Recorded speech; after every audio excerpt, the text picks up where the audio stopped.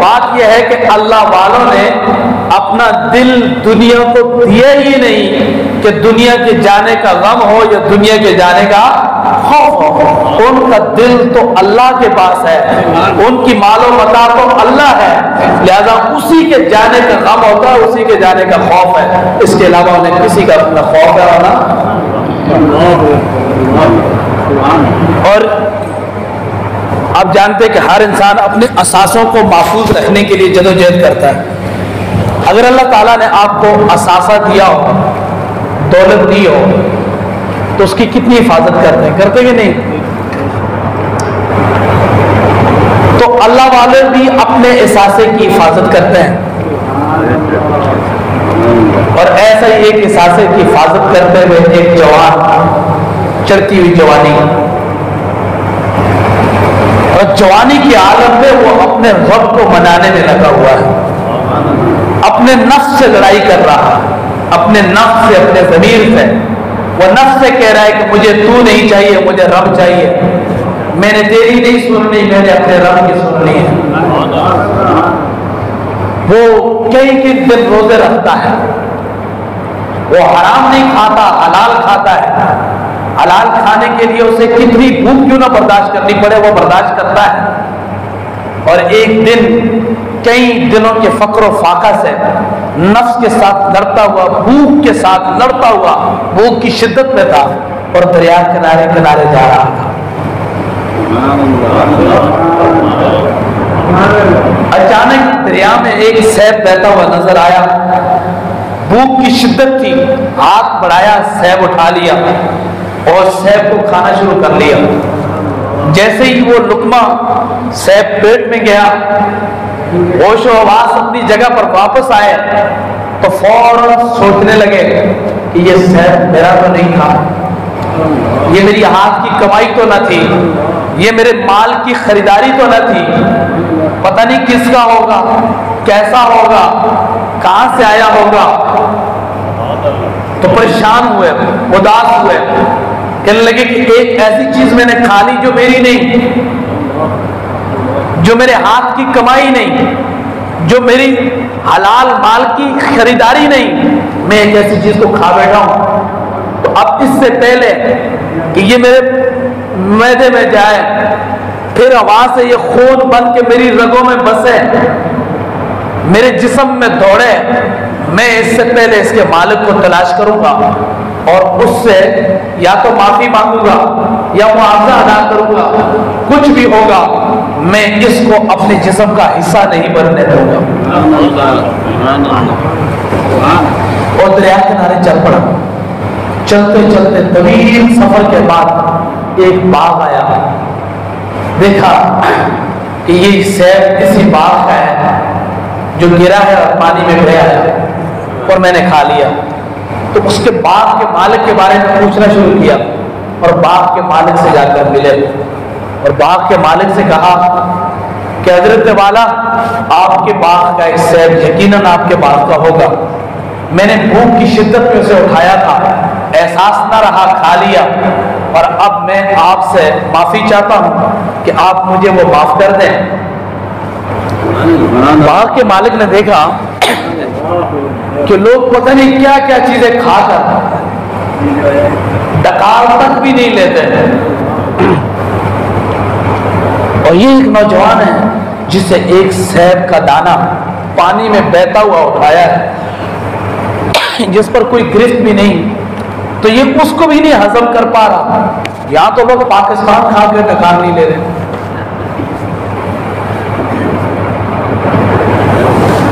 لوگ پتہ نہیں کیا کیا کھا جاتے ہیں, ڈکار تک بھی نہیں لیتے, اور یہ ایک سیب کا دانہ نہیں ہضم کر پا رہا. تو اس نے کہا کہ بھائی میں تو ایسے نہیں معاف کروں گا, ہاں میری شرط ہے, تمہیں سیب بخشوانا ہے, بخشوانا ہے. کہا پھر 10 سال میری خدمت کرو, 10 سال میری خدمت کرو, پھر دیکھوں گا میں. 10 سال خدمت میں لگا دیے, 10 سال خدمت کی. 10 سال گزرنے کے بعد کہا حضرت میرے سیب کا کیا بنا؟ کہا 2 سال اور مزید کرو, پھر دیکھتا ہوں. 2 سال اور کر دی. پھر حضرت اب میری معافی ہو گئی، کہا آخری شرط ہے پوری کر دو تو پھر تم معاف ہو.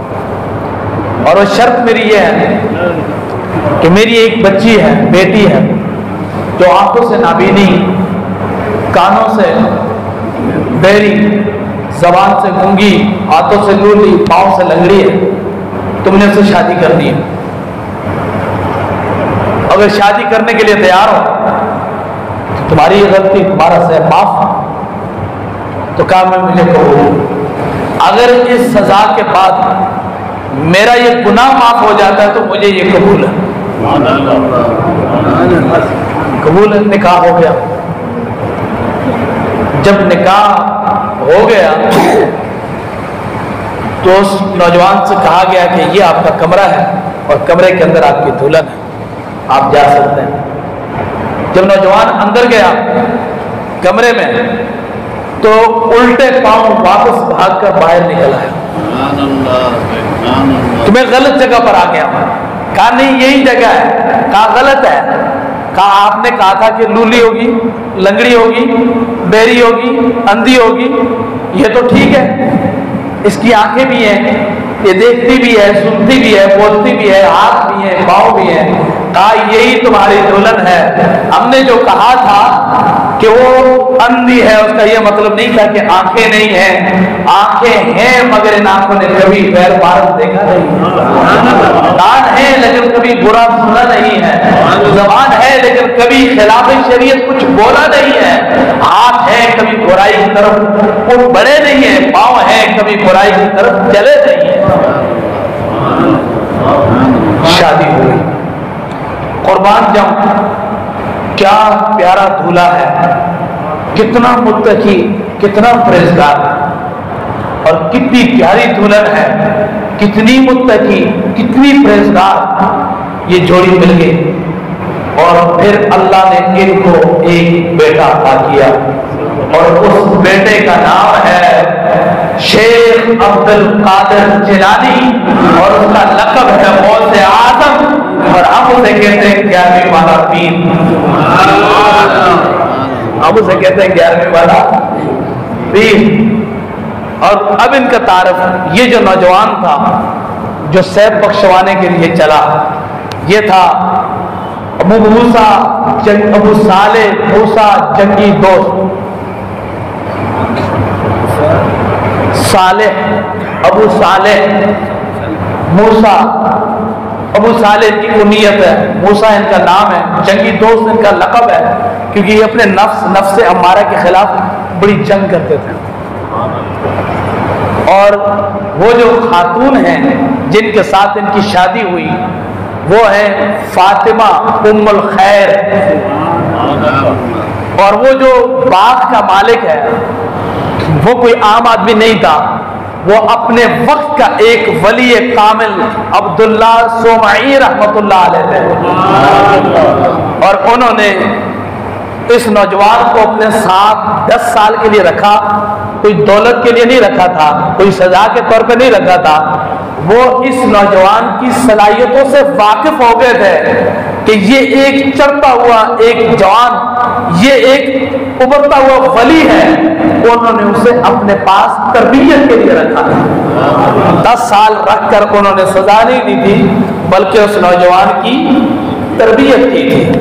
اور پھر جب ایسوں کے ہاں ایک بچہ پیدا ہوا اور وہ بچہ، پھر آپ جان سکتے ہیں کہ وہ بچہ کیسا بچہ تھا. ایک ہوتا ہے عام لوگوں کے اندر ولی ہونا اور ایک ہے ولیوں میں ولی ہونا. ماں کتنی بڑی ولیہ، باپ کتنا بڑا ولی، نانا کتنا بڑا ولی، دادا بھی بہت بڑا ولی، دادا بھی بہت بڑے ولی تھے. کبھی ان کے احوال پھر کبھی سناؤں گا انشاءاللہ. پھوپھی ولی، پورا گھرانہ ولیوں کا. اور ان ولیوں میں ایک ولی پیدا ہوتا ہے جو سارے ولیوں کا سردار بن جاتا ہے، جو کہتا ہے منبر پر چڑھ کر کہ سب ولیوں کی گردنوں پر میرا قدم. سیدنا غوث اعظم رضی اللہ تعالی عنہ جب آپ پیدا ہوئے تو مہینہ تھا رمضان المبارک کا، مہینہ تھا رمضان المبارک کا، تو آپ نے رمضان المبارک میں جو دودھ پینے کی جو مدت تھی، پیدائش سے لے کر دودھ پینے کی مدت تک جتنی بھی بار رمضان آیا، آپ روزے کے ٹائم میں دودھ نہیں پیتے تھے، یعنی روزے کے اوقات میں دودھ، لوگوں میں یہ بات مشہور ہوگی کہ سیدوں کیا ہے کہ ایسا بچہ پیدا ہوا ہے جو روزہ رکھتا ہے،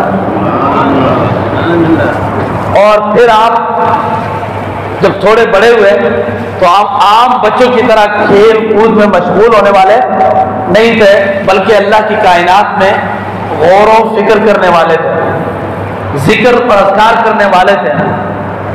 بچے اگر ان سے اصرار کر کے کہتے کہ آؤ کھیلیں تو آپ کہا کرتے تھے کہ مجھے اللہ نے کھیلوں کے لیے پیدا نہیں کیا۔ کسی نے آپ سے پوچھا تھا کہ آپ کو کب پتہ چلا کہ آپ اللہ کے ولی ہیں؟ فرمایا کہ مجھے اپنے بچپن کے ایام میں ہی پتہ چل گیا تھا کہ میں اللہ کا ولی ہوں، کہ جب میں مکتب جایا کرتا، مدرسے جاتا تھا پڑھنے کے لیے، تو کوئی طاقت ہوتی تھی جو آواز لگاتی تھی، وہ کہتے تھے کہ آگے سے ہٹ جاؤ، اللہ کا ولی آ رہا ہے۔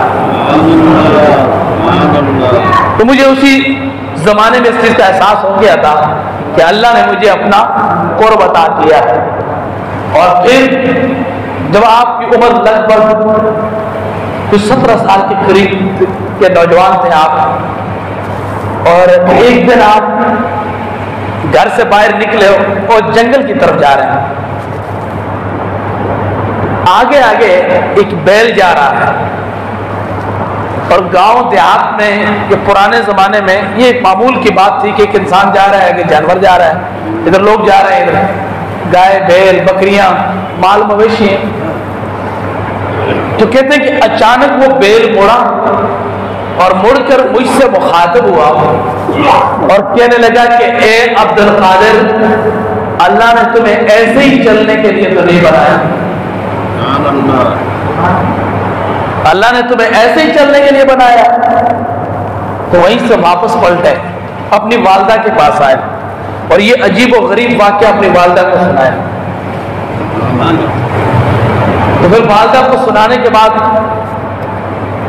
ان سے عرض کرنے لگے کہ آپ مجھے اجازت دیں اور اپنے حق مجھے معاف کریں، میں اپنی زندگی کا مقصد جاننا چاہتا ہوں۔ تو یہ اللہ عنہ کی شان ہے کہ اپنی زندگی کا مقصد جاننا، اور یہی کامیابی ہے۔ مجھے اور آپ کو بھی جاننا چاہیے نا بھائی ہماری زندگیوں کا مقصد کیا ہے۔ جب تک ہم اپنی زندگی کا مقصد جانیں گے نہیں تو ہم مقصد تک پہنچیں گے کیسے؟ من عرف نفسہ فقد عرف ربہ، جس نے اپنے آپ کو پہچان لیا اس نے اپنے رب کو پہچان لیا۔ تو کیا سوچتے نہیں ہیں ہم لوگ کہ مجھے اللہ نے یہ آنکھیں دی ہیں، ان کا مقصد دیکھنا ہے، یہ کان دیے ان کا مقصد سننا ہے، اس ناک دیے اس کا مقصد سونگنا ہے، زبان کا مقصد ذائقوں کو چکھنا ہے، گفتگو کرنا ہے، پاؤں کا مقصد ہے، ہاتھوں کا مقصد ہے۔ تو جب میری ہر چیز کا مقصد ہے تو اس 6 فٹ کے ڈھانچے کا کوئی مقصد نہیں ہے۔ جب ہمارے ہر اعضاء کا مقصد ہے تو کیا اللہ نے ہمیں بے معنی پیدا کیا ہے؟ ہماری زندگی کا کوئی مقصد نہیں ہے۔ تو آپ نے اپنی والدہ سے کہا کہ مجھے آپ اپنے حق معاف کریں اور مجھے اجازت دیں کہ میں اپنی زندگی کا مقصد جاننا چاہتا ہوں کہ اللہ نے مجھے کس لیے پیدا کیا اور میری زندگی کے مقاصد کیا ہے۔ اور آپ نے فیصلہ کیا علم حاصل کرنے کا۔ کس کا؟ علم حاصل کرنے کا، کیونکہ علم روشنی ہے اور مقصد ہمیشہ روشنی میں ملتی ہے، وہ جالے میں ملتے ہیں، مقصد اندھیروں میں کبھی بھی نہیں ملتے۔ تو علم حاصل کرنے کا فیصلہ کیا اور قافلے کے ساتھ روانی کی تیاریاں شروع کی، اور جب جانے لگے تو والدہ نے جاتے وقت دو کام کیے. ایک 40 اشرفیاں آپ کے کپڑوں میں اس طرح سی دی کہ کوئی مائل تلاش کرنے والا تلاش کرے تو تلاش نہ کر سکے. اور ساتھ میں وصیت کر دی کہ بیٹا زندگی میں بڑے نشیب و فراز آئیں گے, بڑے اتار چڑھاؤ آئیں گے, لیکن کبھی جھوٹ نہیں بولنا, کبھی جھوٹ نہیں بولنا. راستے میں ہمدان کے قریب جب پہنچے تو ڈاکو نے دعویٰ بولا, قافلے کو لوٹنا شروع کر دیا. ایک ڈاکو آیا, نوجوان تمہارے پاس کچھ ہے؟ فرمایا ہاں ہے, 40 اشرفیاں ہیں. دوسرا آیا, نوجوان تمہارے پاس کچھ ہے؟ ہاں. کیا ہے؟ 40 اشرفیاں. وہ 40 اشرفیاں اس وقت بڑی دولت تھی. یہ ان کے والد ماجد کی وہ میراث تھی جو دو بھائیوں کے درمیان تقسیم ہونی تھی. ایک بھائی کو ملی تھی, ایک دوسرے بھائی کو. تو وہ ہنستے ہوئے چلے جاتے, بولا کوئی اتنی آسانی سے بھی اپنی دولت کے بارے میں ایسے بتائے گا؟ ڈاکوؤں کا سردار آیا, پوچھا نوجوان کیا ہے؟ 40 اشرفیاں ہیں. مذاق کر رہے ہو؟ نہیں, یہ سی ہوئی ہیں. کہاں ہے؟ یہ سی ہوئی ہیں. وہ ڈاکوؤں کا سردار حیران ہوتا ہے کہ اتنی محفوظ جگہ پر ہیں کہ اگر ہم تلاش کرنا چاہتے تو ہم تلاش نہ کر سکتے ہیں. لیکن اے نوجوان, تم نے اپنی دولت کو بچایا کیوں نہیں؟ اس کے لیے تم نے بہانہ کیوں نہیں بنایا؟ عذر کیوں نہیں پیش کیا؟ جھوٹ کیوں نہیں بولا؟ لوگ تو یہی کرتے ہیں اپنی دولت کو بچانے کے لیے. تو آپ نے فرمایا کہ میری ماں کا حکم ہے کہ بیٹا کبھی جھوٹ نہیں بولنا. بس اتنا کہنا تھا کہ وہ ڈاکو ایک لمحے اپنے آپ کو دیکھ رہا تھا اور ایک لمحے اس نوجوان کو دیکھ رہا تھا, اور وہ بار بار اس کا ضمیر سے کہہ رہا تھا کہ تو 40 سال 50 سال کا بوڑھا, یہ 17 سال کا نوجوان, تو اپنے رب کو حکم کو ٹھکرا رہا ہے, یہ ماں کے حکم کو نہیں ٹھکراتا.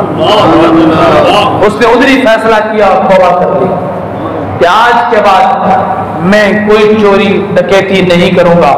سارا مال واپس لوٹا دیا اور اپنے ساتھیوں سے بھی توبہ کروا لی. اور یہ تھا سیدنا شیخ عبد القادر جیلانی رحمۃ اللہ علیہ کا سچ, اور اس سچ کی برکت سے ڈاکوؤں نے توبہ کر لی. آخری بات کر کے بات ختم کرتا ہوں. یہ جو اخلاص ہے نا, اخلاص یہ بہت بڑی نعمت ہے, اور جس دن یہ ہم میں اخلاص پیدا ہو گیا نا تو آپ دیکھنا ہم کہاں جائیں گے. ایک دن سیدنا شیخ عبد القادر جیلانی رحمۃ اللہ علیہ غوث پاک اپنے ایک شاگرد کو غیر معمولی طور پر پڑھا رہے ہیں. ایسا پڑھا رہے ہیں کہ طالب علموں نے ایسا پڑھانا اس سے پہلے کبھی نہیں دیکھا تھا. تو آپ کے شاگردوں نے سوال کیا کہ حضرت آج آپ اس کو اتنا پڑھا رہے ہیں, جو معمول سے ہٹ کر پڑھا رہے ہیں, اس کی کوئی خاص وجہ؟ تو فرمایا ہاں, مجھے اللہ نے کشف کیا ہے, اللہ نے میرے دل میں یہ بات ڈال دی ہے, مجھے بتا دیا ہے کہ یہ اس کا آخری دن ہے, کل اس نے دنیا سے چلے جانا ہے. میں چاہتا ہوں کہ یہ دنیا سے جاتے وقت زیادہ سے زیادہ علم لے کر جائے جو اس کی آخرت کے لیے بہتر ہو. اچھا, اگر مجھے اور آپ کو پتہ چل جائے کہ اس آدمی نے کل مر جانا ہے تو ہم اسے پڑھائیں گے؟ کیا فائدہ؟ نہ اس نے مولانا بننا ہے, نہ حافظ بننا ہے, نہ ڈاکٹر بننا ہے, نہ انجینئر بننا ہے. تو یہ تو اس کے جانے کا وقت ہے, فائدہ کیا؟ لیکن یہ غوث پاک کا اخلاص تھا کہ یہ نہیں دیکھا کہ یہ تو چلا جائے گا, کہا یہ جا رہا ہے تو جاتے بجاتے بھی کچھ زیادہ ہی لے کے جائے گا جو آخرت میں بھی اس کے اجر کا ذریعہ بنے. اللہ تعالیٰ ہمیں اپنے سچے بندوں کے سچے راستے پر چلنے کی توفیق عطا فرمائے اور ان کی ہمیشہ سنگت کو اختیار کرنے کی توفیق عطا فرمائے.